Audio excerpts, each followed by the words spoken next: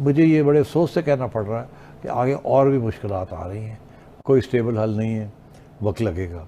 और उसके दौरान बिल्कुल ये मुमकिन है कि डिस्टेबलाइजेशन होगी, अवाम सड़कों में निकल सकती है। तो ये मेरा ख्याल है कि ये हालात बिगड़ेंगे, बेहतर नहीं होंगे।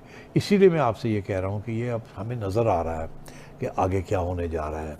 बेचैनी होगी, खान साहब धंधनाएंगे। इंडिया 75 साल बाद G20 जो है उसको होस्ट कर रहा है, और हम 75 साल इस बात में गुजार दिए हैं कि आर्मी चीफ किन्ने लाना तो किन्ने नहीं लाना। इंडिया ने डील की है ताइवान की कंपनी फॉक्सकॉन के साथ, जो कि प्रोजेक्ट लेकर आ रहे हैं इंडिया में सेमी कंडक्टर चिप्स का। अब गुजरात जो कि इंडिया का एरिया है, वहाँ पर सेमी कंडक्टर चिप्स के हवाले से इंडस्ट्री लगने जा रही है। ये आवाम चीख रहे हैं, लोगों के पास ना खाने को है ना पीने को है, घर बार सैलाब बहा ले जा चुका, बीमारियां फूट रही हैं, फसलें तबाह हो रही हैं, इजलास की किल्लत पैदा हो चुकी। 200 के करीब मीटिंग्स होनी है इस G20 में, 200 मीटिंग्स होनी है। सो आप इमेजिन कर सकते हैं। एप्पल फोन का डायरेक्ट मैन्युफैक्चरिंग टाटा करेगी, और टाटा के पास Tata is worth about 150 billion US dollars. देखिए क्या हुआ है आपके साथ और तैयार रहें क्या होने वाला है। गंदम नहीं, चावल नहीं, बीन्स नहीं, कपास नहीं, 18 बिलियन डॉलर का डैमेज हुआ है। आपको डॉलर इस वक्त आज पाकिस्तान में 250 के लिए नहीं मिलता है, आपके एलसीज नहीं खुलते हैं, आपके रोड बंद हैं, आपके फैक्ट्रीज बंद हो रहे हैं, आपका बॉन्ड 50% पे डिस्काउंट ये हो रहा है, कोई आपको पैसे देने के लिए तैयार नहीं है। फैमिन माने खाना की कमी जो विंटर में हो रही है उसके लिए तैयार रहें। आपके पास इस वक्त एक डिवाइडेड कंट्री है, बटा हुआ मुल्क है, आपके पास एक गवर्नमेंट जो है नफरत है, एक तरफ से नफरत है, दूसरी तरफ से दुश्मनी है। आपकी मुल्क कभी ऐसा तकसीम नहीं हुआ है। आप एक्सपोर्ट कुछ नहीं कर सकते जब तक आप मशीनरी और रॉ मटेरियल्स इंपोर्ट नहीं करते। ये लोग जो आपको दे रहे थे पैसे किधर है? यूएई, सऊदी अरेबिया, कतर, कितना कैश दिया है? कुछ नहीं। आस्ते आस्ते आपको वो माल दे रहे हैं थोड़ा सा।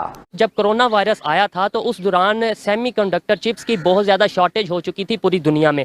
अब इसी सूरत हाल को देखा जाए तो इंडिया में एक तरफ आईफोन जैसे, एप्पल जैसे ब्रांड्स आ रहे हैं, टेस्ला आना चाह रहा है, दूसरी तरफ सेमीकंडक्टर चिप्स इंडिया में बनने जा रही हैं। आखिर वजह क्या है? टेक्नोलॉजी को देखें तो पूरी दुनिया इंडिया को फोकस कर रही है, इंडिया को प्रेफर कर रही है बिजनेस के लिए। अभी आप शंघाई कॉर्पोरेशन हो रही है, शंघाई कॉर्पोरेशन ना रूस आपको घास डाल रहा है, ना चीन आपको घास डाल रहा है, ना कोई और मुल्क आपको घास डाल रहा है। ओ भाई, आप खुदा के लिए, आपको मिला क्या है? IMF में आप चले गए, आपका डॉलर आज फिर महंगा होता चला जा रहा है, और ये अगले तो कहते हैं 300 तक जाके पहुंचेगा।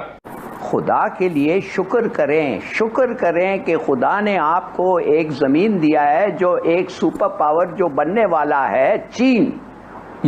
आप उनके हमसाया हैं। आपका लेबर आज चीन से सस्ता लेबर है। आप जाएं चीन से, आप दोस्ती करें, आप 7 समंदर पार वो अमेरिकनों के साथ जाते हैं, क्या मिल रहा है आपको उनके साथ? फ्लड्स के हवाले से जो अमदाद भेजी है, मदद भेजी है, एड भेजी है। तो सर बड़ी शॉकिंग चीज ये थी कि सऊदी अरब ने पहले ही एक फ्लाइट आज भेजी है, कल रात। चाइना जो पाकिस्तान का आयरन ब्रदर है, उसने सिर्फ 4 फ्लाइट्स भेजी हैं, और वो अमेरिका जिसको इमरान खान सारा टाइम गालियां देता है, उसने 11 फ्लाइट्स भेजी हैं।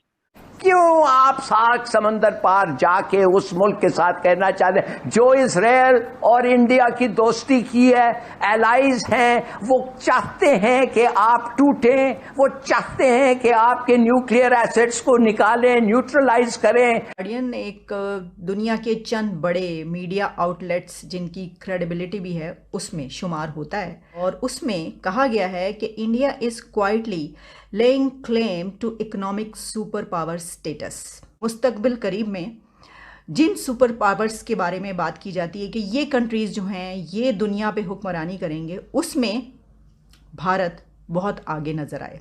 क्योंकि भारत दुनिया की 5वीं बड़ी इकॉनमी हो गया है, तो एक क्लाउड तो उसका बन गया है, इसमें कोई शक नहीं होना चाहिए।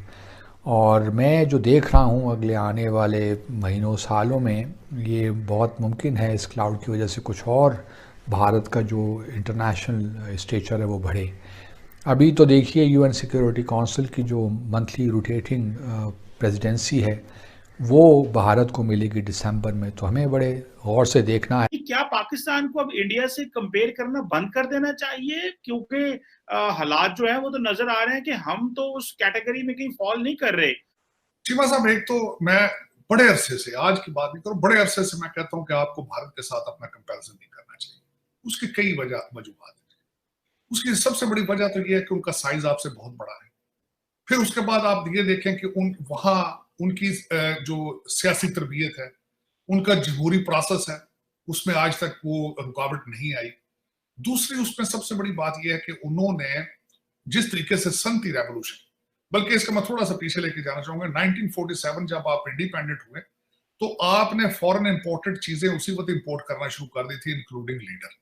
उन्होंने इंपोर्ट पे पाबंदी लगा के अपना सनती रेवोल्यूशन रखा वहां बना के। रशिया के साथ उन्होंने मिलकर सनती बड़े सनती यूनिट लगाए, वहां पे इंडस्ट्री बहुत लगाई, बहुत ज्यादा। और वो उस इंडस्ट्री को उन्होंने तकरीबन 20 साल पहले खोला। इंडिया की तरक्की का सबसे बड़ा सीक्रेट जो है वो, या तरक्की का सफर पिछले 20-25 साल से शुरू है, और वहां पर सिंसियर लीडरशिप रही है। उनकी तो वेंडी शर्मन इधर आके आपके मुंह पे कह दिया है कि तुम कुछ नहीं हो, हम इंडिया हमारा स्ट्रेटेजिक पार्टनर है, नॉन नेटो एलाई है, हिंदुस्तान के साथ हमारी अलायंस है। तुम तो एक तुम्हारे साथ वो कंटिंजेंसी जो अगर कभी कभी आता है, अपॉर्चुनिस्टिक अलायंस है, कभी जरूरत पड़ती है तो हम आपके साथ आते हैं। कह दिया, हिंदुस्तान में कहा, पब्लिकली किया, मगर फिर भी आप जा रहे हैं और कहें नहीं नहीं नहीं नहीं नहीं।